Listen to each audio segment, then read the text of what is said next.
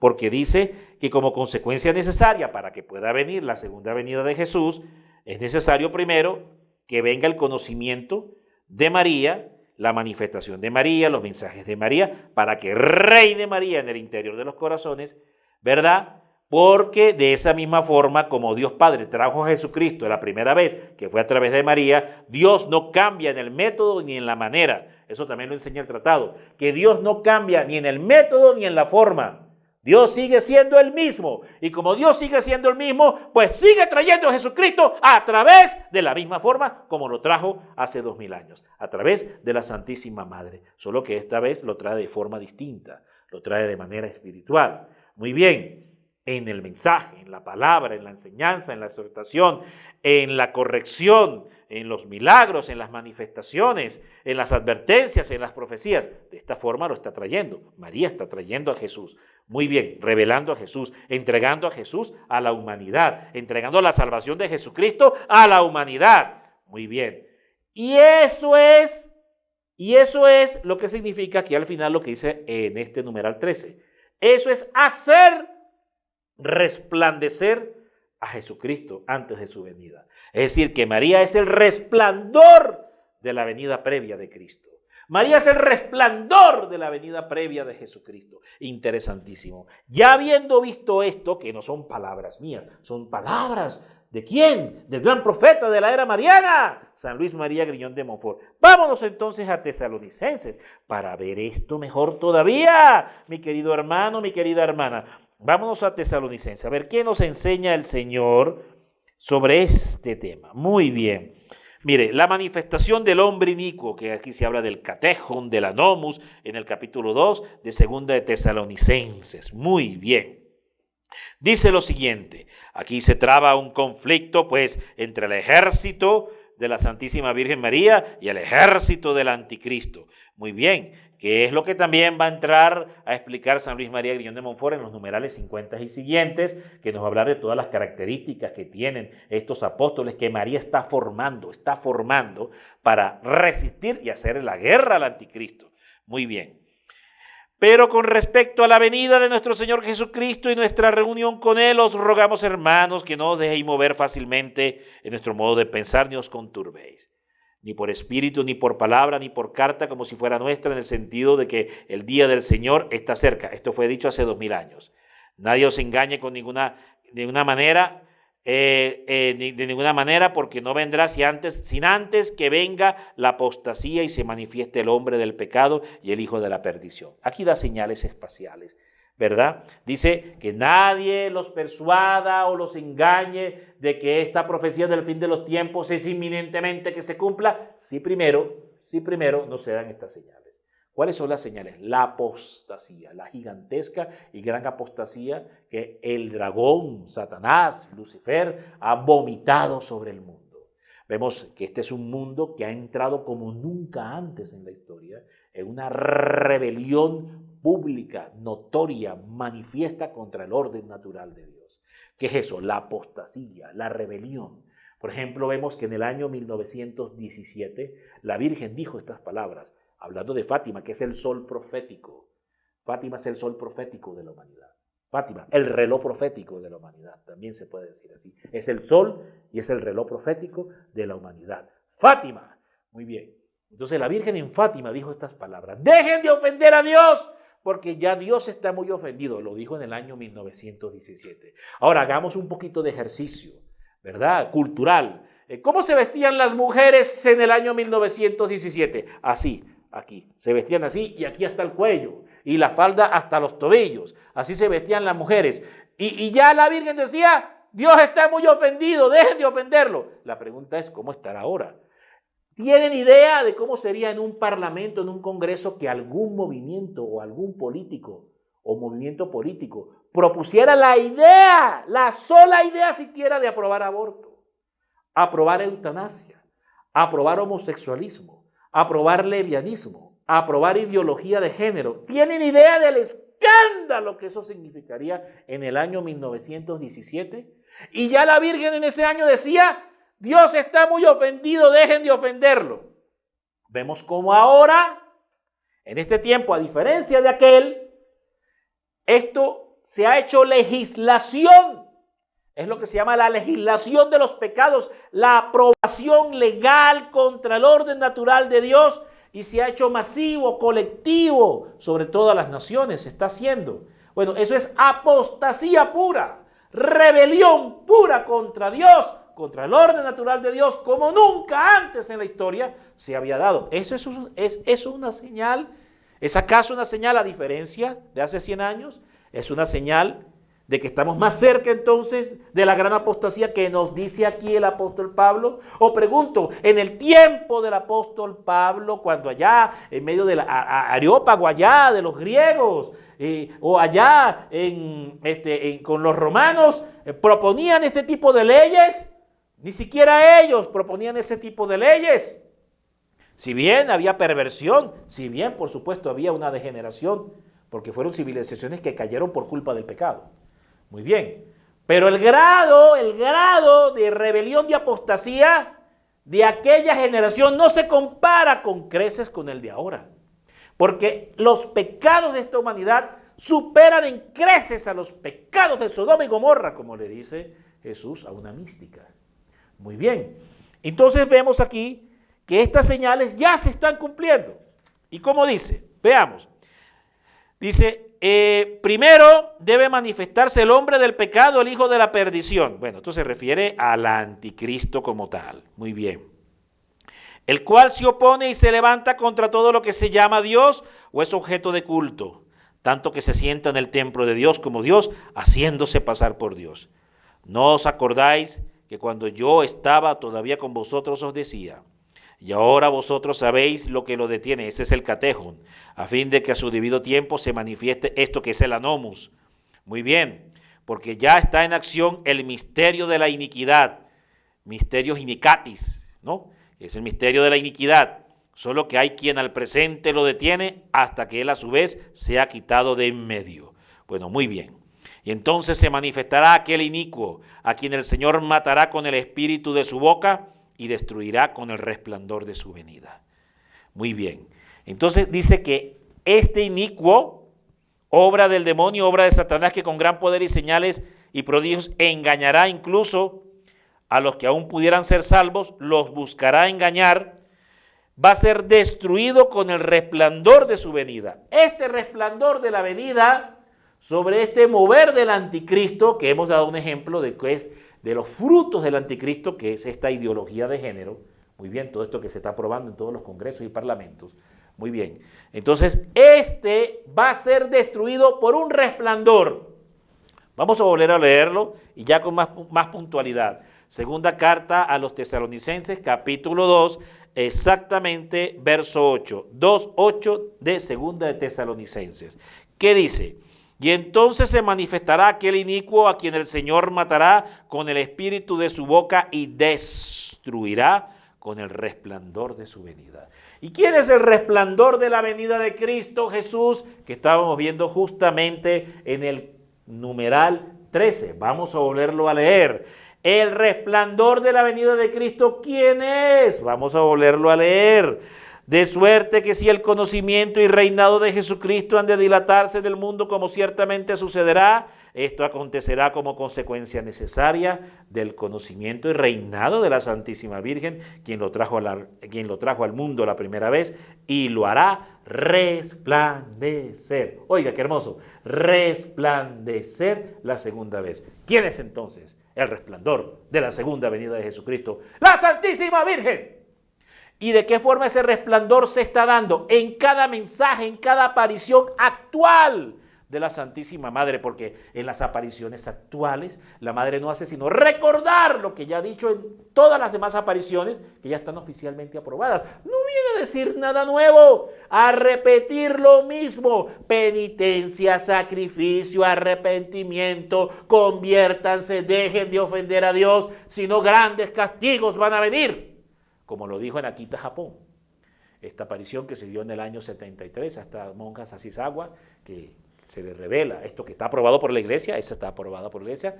Ratzinger, cuando presidía la Congregación para el Culto de la Defensa de la Fe, el Santo Padre Benedicto, muy bien, aprobó esta aparición.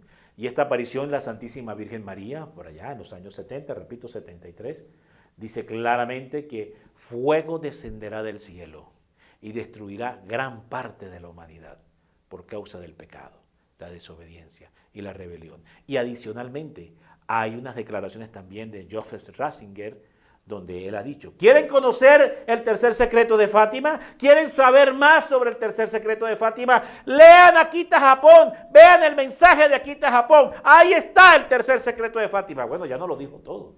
¿Qué más quiere?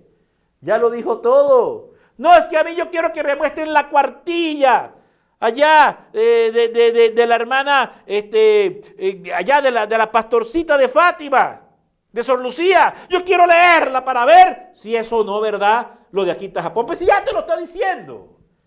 Fuego del cielo a un mundo apóstata. Aquí hay varias interpretaciones. Unos dicen que puede ser una hecatombe nuclear, que puede ser una reacción en cadena con volcanes. Bueno, hay varias interpretaciones sobre esto. Lo cierto es que la Virgen dijo que gran parte de la humanidad sería destruida por el fuego. Y aquí nos acordamos pues del capítulo 12 de Zacarías, que habla sobre que las 2/3 partes también de la humanidad serán destruidas. Esto en concordancia con la profecía bíblica de los profetas mayores de la Biblia. Muy bien, la Virgen no se contradice absolutamente en nada, ni contradice las profecías bíblicas, las confirma por el contrario. Muy bien, visto todo esto, vamos a ver entonces cómo enervar, cómo poder detener todo esto, justamente con el ejército de la Santísima Virgen María. Por eso está formando, por eso está llamada a formar este ejército del fin de los tiempos. Y este ejército son los apóstoles. Entonces aquí ya, a partir del numeral 50, vemos lo siguiente: Dios quiere pues revelar y manifestar a María la obra maestra de sus manos en los últimos tiempos. En el punto F de este numeral 50 vuelve y nos habla del resplandor. ¿Por qué quiere revelar y manifestar Dios Padre a María en los últimos tiempos? Dice: porque María debe resplandecer más que nunca en los últimos tiempos en misericordia poder y gracia. Fíjese, habla de un resplandor de María. Ese resplandor de María, como lo dice justamente el numeral 13, es lo que también nos habla aquí en 2 de Tesalónicas capítulo 2, verso 8, de que hay un resplandor que destruye, pulveriza toda la obra del anticristo, al anticristo como tal. Y ese es el resplandor de María. No lo digo yo, hermano, lo dice San Luis María Griñón de Montfort, que quede bien claro. Muy bien, entonces vemos aquí distintas características, o sea, las razones por qué Dios Padre quiere que sea a través de la manifestación de María, porque Dios Padre quiere, o sea, de qué forma este resplandor, de qué manera este resplandor usando la madre a su ejército fiel, usando el ejército fiel, la madre va a hacerse resplandecer. Muy bien, a través de su ejército fiel, la madre entrega los mensajes, a través del ejército fiel, apóstol de fin de los tiempos, videntes verdaderos, la madre entrega el mensaje, se repara, se adora, se consuela el Sagrado Corazón de Jesús y se puede detener el brazo de la justicia que está a punto de golpear la tierra. Todo está a través de ¿quién? A través de los apóstoles del fin de los tiempos, precisamente. Entonces, a través de este ejército fiel, la madre hace todo este trabajo que dice el Espíritu Santo a través de San Luis en este numeral 50 en el fin de los tiempos. Dice así: Dios Padre pues quiere revelar y manifestar a María, que es la obra máxima de sus manos en los últimos tiempos. Y algunos dirían: no, pero la obra máxima de Dios Padre es Jesucristo. No, se equivoca. La obra máxima de Dios Padre no es Jesús, porque Jesús es Dios. Jesús es Dios. Y obviamente María no es Dios.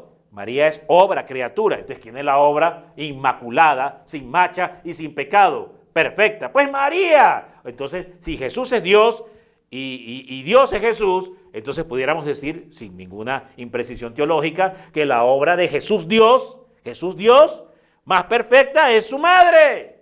No hay contradicción alguna. Muy bien, seguimos acá. Entonces, por ser María esto, y a través del ejército fiel, ella va a resplandecer para destruir las obras del anticristo para vencer al anticristo, entiéndase, triunfo de su inmaculado corazón, en el interior del corazón de estos apóstoles, discípulos del fin de los tiempos, por estas razones, dice San Luis. Primero, porque ella se ocultó en este mundo y se colocó más baja que el polvo por su profunda humildad, habiendo alcanzado de Dios de los apóstoles y evangelistas que no la dieron a conocer. Porque ella es la obra maestra de las manos de Dios, tanto en el orden de la gracia como en el de la gloria, y Él quiere ser glorificado y alabado en la tierra por los hombres. Porque ella es la aurora que precede y anuncia al sol de justicia, Jesucristo, y por lo mismo debe ser conocida y manifestada si queremos que Jesucristo lo sea. Porque ella es el camino por donde vino Jesucristo a nosotros la primera vez, y lo será también cuando venga la segunda vez, aunque de modo diferente, ya explicamos cómo. Porque ella es el medio seguro y el camino directo e inmaculado para ir a Jesucristo y hallarle perfectamente, sin pérdida alguna. Muy bien. Por ella deben pues hallar a Jesucristo las personas santas que deben resplandecer en santidad.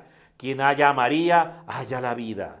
Es decir, a Jesucristo, que es el camino, la verdad y la vida. Ahora bien, no se puede hallar a María si no se la busca, si no se la conoce. Pues no se busca ni se desea lo que no se conoce. Es por tanto necesario que María sea conocida como nunca. Por eso estos programas, como nunca, para mayor conocimiento y gloria de la Santísima Trinidad. Entonces estamos siendo agentes cumplidores de esta profecía. Y si usted es propagador de este conocimiento y transmite y reenvía este mensaje, este video, este audio a otros, usted también será un agente cumplidor de esta profecía, que es el deseo de la divina voluntad, es el deseo del Padre. ¿Estará usted haciendo la voluntad del Padre? Muy bien. Porque María debe resplandecer más que nunca en los últimos tiempos en misericordia, poder y gracia. En misericordia para recoger y acoger amorosamente a los pobres pecadores y a los extraviados que se convertirán y volverán a la Iglesia Católica. En poder contra los enemigos de Dios, los idólatras, cismáticos, mahometanos, judíos e impíos endurecidos que se rebelarán terriblemente para seducir y hacer caer con promesas y amenazas a cuantos se les opongan. En gracia, finalmente, para animar y sostener a los valientes soldados y fieles servidores de Jesucristo que combatirán por los intereses del Señor. Y por último, porque María debe ser terrible al diablo y a sus secuaces, como un ejército en orden de batalla, sobre todo en estos últimos tiempos, cuando el diablo, sabiendo que le queda poco tiempo y mucho menos que nunca, para perder a las gentes, redoblará cada día sus esfuerzos y ataques. De hecho, suscitará en breve crueles persecuciones y tenderá terribles emboscadas a los fieles servidores y verdaderos hijos de María, a quienes les cuesta vencer mucho, más que a los demás, porque tienen en su corazón reinando a la Santísima Virgen María. Bueno, muy bien, mi querido hermano. Bendito y alabado sea el Señor. Después encontramos María en la lucha final. Entonces nos da aquí esta profecía del numeral 51, nos describe cómo va a ser esta lucha, cómo es la lucha que profetiza Génesis 3:15. O sea, describe San Luis María Griñón de Montfort cómo es la lucha que se da, que se traba entre la estirpe de la serpiente y la estirpe de Satanás en el protoevangelio Génesis 3:15, que se va a repetir ya de manera más ampliada en Apocalipsis 12. Nosotros vemos en el caso del protoevangelio de Génesis 3:15 a Satanás en forma de renacuajo. Ahí era un renacuajo, una culebra chiquita. Era lo que era ahí y la Virgen lo aplasta con el talón. Muy bien. En el caso ya de Apocalipsis 12, ya vemos que esa serpiente que tenía tamaño de serpiente pasó a convertirse en un dragón. Ya tiene el tamaño de un dragón. Es decir, el grado de maldad y de avance de maldad que ha alcanzado Lucifer ya es muchísimo mayor al del tamaño de una serpiente. Pero en los dos escenarios, María usando su talón, o en el caso de Apocalipsis 12, donde María huye al desierto, en los dos escenarios, María, vence a Satanás, vence al demonio, porque es la elegida para ello. Muy bien, entendido esto, vamos a ver entonces cómo se traba esa guerra, que la vamos a ver más claramente definida, repito, en Apocalipsis 12. En Apocalipsis 12 vemos que el dragón va a hacer la guerra a los hijos de la mujer, a los que han permanecido fieles. Muy bien, va a ser la guerra. ¿Cómo se da la guerra entre la estirpe de Satanás y la estirpe de María? Muy bien. A estas últimas y crueles persecuciones de Satanás, que aumentarán de día en día hasta que llegue el anticristo, debe referirse sobre todo a aquella primera y célebre predicción y maldición lanzada por Dios contra la serpiente en el paraíso terrestre. Nos parece oportuno explicarla aquí, para gloria de la Santísima Virgen María, salvación de sus hijos y confusión de los demonios. Dice así: pongo hostilidades entre ti y la mujer, entre tu linaje y el suyo. Ella herirá tu cabeza cuando tú hieras su talón. Esto es Génesis 3:15. En el numeral 52 dice: Dios ha hecho y preparado una sola e irreconciliable hostilidad. Mire qué palabra que dice aquí, Señor. Le dice que es irreconciliable. No hay forma de reconciliarse. ¿Por qué? Porque ya aquellos se han decidido frontalmente a favor de Satanás. Dios ha hecho y preparado una sola e irreconciliable hostilidad que durará y se intensificará hasta el fin. Y es entre María, su digna madre, y el diablo, entre los hijos y servidores de la Santísima Virgen y los hijos y secuaces de Lucifer. De suerte que el enemigo más terrible que Dios ha suscitado contra Satanás es María, su Santísima Madre. Y ya desde el paraíso terrenal, aunque María solo estaba entonces en la mente divina, le inspiró tanto odio contra ese maldito enemigo de Dios, le dio tanta sagacidad para descubrir la malicia de esa antigua serpiente y tanta fuerza para vencer, abatir y aplastar a ese orgulloso impío, que el diablo la teme, no solo más que a todos los ángeles y hombres, sino en cierto modo más que al mismo Dios. No ya por la ira, odio y poder divinos, no sean infinitamente mayores que los de la Santísima Virgen, cuyas perfecciones son limitadas, sino por estas razones.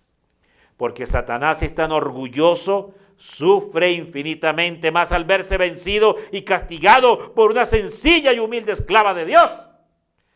Y la humildad de la Virgen lo humilla más que el poder divino. ¡Oh, qué tremenda esta palabra!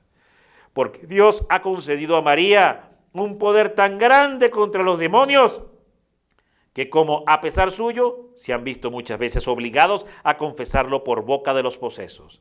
Tienen más miedo a un solo suspiro de María. Mira esta palabra potente, poderosa para ti hoy, querido hermano. Si te unes a la Madre y te transformas y te haces solo uno en ella.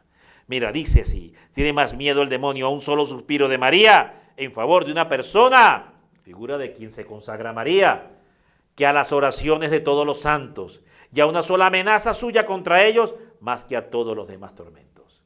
Solo un suspiro de María hace temblar el infierno entero. Numeral 53.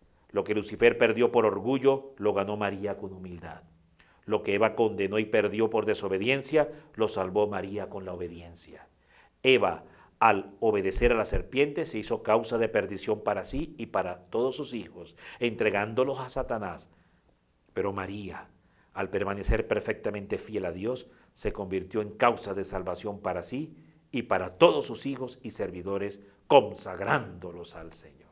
Entonces aquí vemos cómo se va a dar esta terrible pelea, y aquí en el numeral justamente 54, con el que cerraremos ya esta enseñanza que hemos tenido sobre el fin de los tiempos, si bien también el numeral 55 nos habla de cómo será la misión y rol y características que tendrán estos apóstoles en María Santísima para el fin de los tiempos. Pero vamos a dar lectura al numeral 54. ¿Cómo se dará esta guerra entre la estirpe de Satanás y la estirpe de María en esto que se conoce como los últimos días del fin de los tiempos?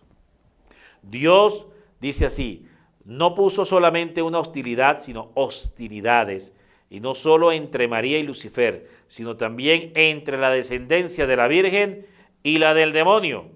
Es decir, Dios puso hostilidades, antipatías y odios secretos entre los verdaderos hijos y servidores de la Santísima Virgen y los hijos y esclavos del diablo. No pueden amarse ni entenderse unos a otros. Por eso vemos claramente como los documentos proféticos de la Iglesia que exhortan contra el comunismo, precisamente, contra la injusticia, contra las leyes de la muerte. Es irreconciliable, no se puede reconciliar una posición con otra. Es exactamente esto que está diciendo aquí. Vemos entonces, para avanzar, es decir, los hijos de Belial, los esclavos de Satanás, los amigos de este mundo, de pecado, todo viene a ser lo mismo, dice San Luis. Han perseguido siempre y perseguirán más que nunca hoy, de hoy en adelante, a quienes pertenezcan, a la Santísima Virgen, como en otro tiempo Caín y Esaú, figura de los reprobados, perseguían a sus hermanos Abel y Jacob, figura de los predestinados.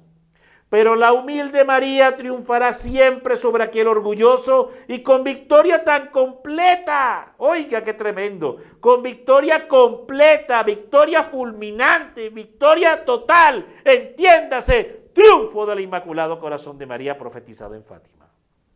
Con victoria tan completa que llegará a aplastarle la cabeza, donde reside su orgullo. María descubrirá siempre su malicia de serpiente, manifestará sus trampas infernales, desvanecerá sus planes diabólicos y defenderá hasta el fin, hasta las últimas consecuencias, defenderá hasta el fin a sus servidores, sus consagrados, sus elegidos de aquellas garras mortíferas. ¡Qué tremenda promesa si tú te unes al ejército de María y te haces un apóstol del fin de los tiempos! Mira qué tremenda promesa hay para ti y para toda tu familia.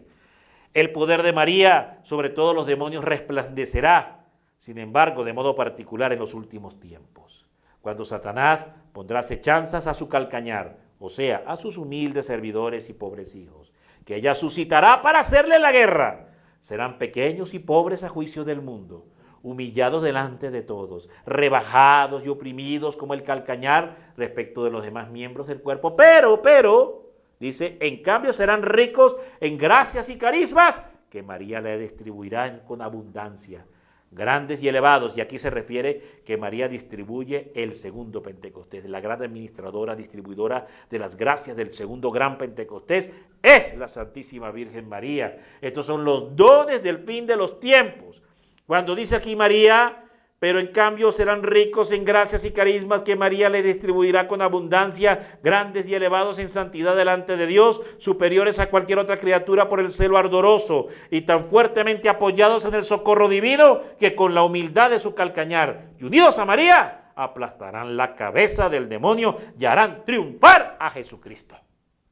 Esa es la promesa que nos da San Luis María Griñón de Montfort, el Espíritu Santo.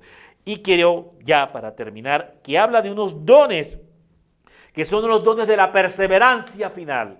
Cuando vemos en el capítulo 24 de Mateo, vemos que dice que los que perseveren hasta el final, esos se salvarán en medio de estas señales y todos estos ataques mortíferos de Satanás. Muy bien.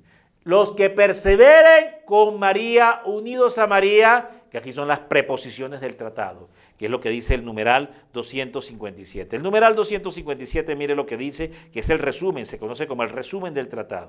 El numeral 257 dice lo siguiente: todo se resume en obrar siempre por María, con María, en María y para María, a fin de obrar más perfectamente por Jesucristo, con Jesucristo, en Jesucristo y para Jesucristo. Muy bien, entonces estas preposiciones de poder son las preposiciones de poder que nos enseña San Luis María Griñón de Montfort.